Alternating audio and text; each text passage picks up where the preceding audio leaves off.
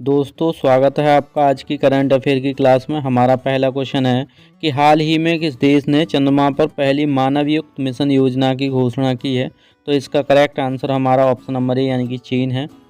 चीन वर्ष 2030 तक मानवयुक्त मिशन भेजेगा चंद्रमा की धरती पर और वहाँ पर क्या करेगा, वहाँ पर एक स्थायी बेस है वो स्थापित करेगा।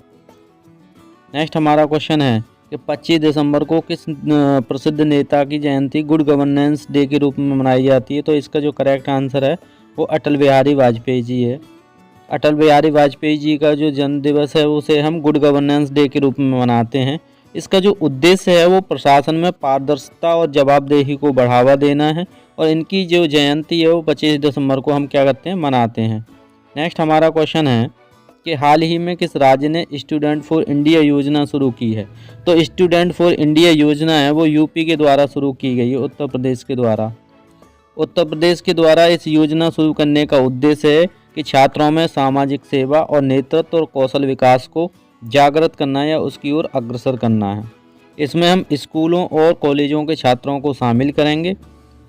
हमारा नेक्स्ट क्वेश्चन है कि हाल ही में भारत ने किस देश के साथ रक्षा समझौते पर हस्ताक्षर किए हैं। तो भारत ने ऑस्ट्रेलिया के साथ रक्षा समझौते पर क्या किए हैं, हस्ताक्षर किए हैं। इसका जो उद्देश्य है वो हिंद प्रशांत क्षेत्र में सुरक्षा को बढ़ावा देना है। इसमें नौसेना अभ्यास, रक्षा प्रौद्योगिकी का आदान प्रदान किया जाएगा। हमारा नेक्स्ट क्वेश्चन है कि हाल ही में कौन सा बैंक भारत का सबसे बड़ा निजी बैंक बन गया है। तो भारत का सबसे बड़ा जो निजी बैंक बना है वो HDFC बैंक बना है, आपको याद रखना है। HDFC बैंक निजी बैंक में सबसे बड़ा बैंक बनने का कारण है कि इसमें बाजार पूंजीकरण और ग्राहकों की संख्या इसमें सबसे अधिक है और बैंकों ने कुछ नई सेवाएं जो डिजिटल सेवाएं हैं वो अपने ग्राहकों को प्रदान की हैं। हमारा नेक्स्ट क्वेश्चन है कि हाल ही में किस राज्य ने ग्रीन हाइड्रोजन मिशन शुरू किया है। तो ग्रीन हाइड्रोजन जो मिशन है वो हमारा केरल के द्वारा शुरू किया गया है।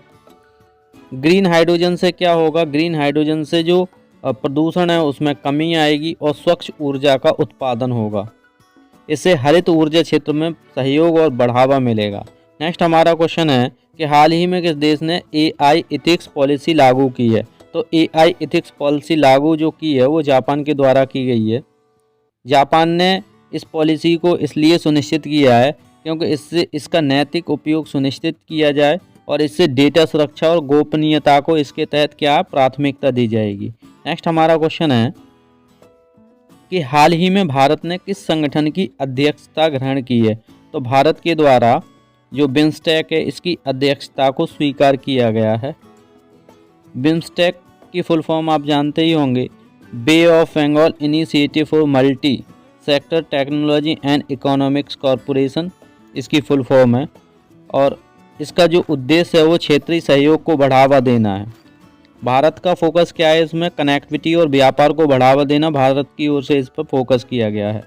हाल ही में किस राज्य ने ई-वाहन नीति 2024 शुरू की है। तो वो महाराष्ट्र के द्वारा शुरू की गई है। इसका जो उद्देश्य है वो है इलेक्ट्रिक वाहनों को बढ़ावा देना और इसके तहत क्या होगा, इलेक्ट्रिक वाहन खरीदने पर आपको सब्सिडी मिलेगी और जो चार्जिंग इंफ्रास्ट्रक्चर है इस पर जोर दिया जाएगा जिससे चार्जिंग में आपको असुविधा न हो। नेक्स्ट हमारा क्वेश्चन है कि हाल ही में जारी ग्लोबल इनोवेशन इंडेक्स 2024 में भारत की रैंक क्या थी। तो भारत की इसमें रैंक 35 यानी कि 35वें स्थान पर भारत रहा है।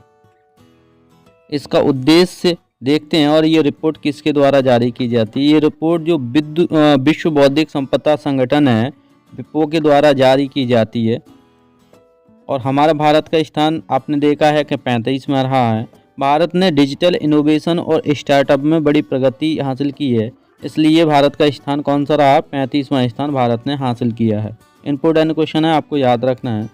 नेक्स्ट है कि हाल ही में किस भारतीय क्रिकेटर को ICC player of the year चुना गया है। तो ICC player of the year Shubham Gill को मिला है।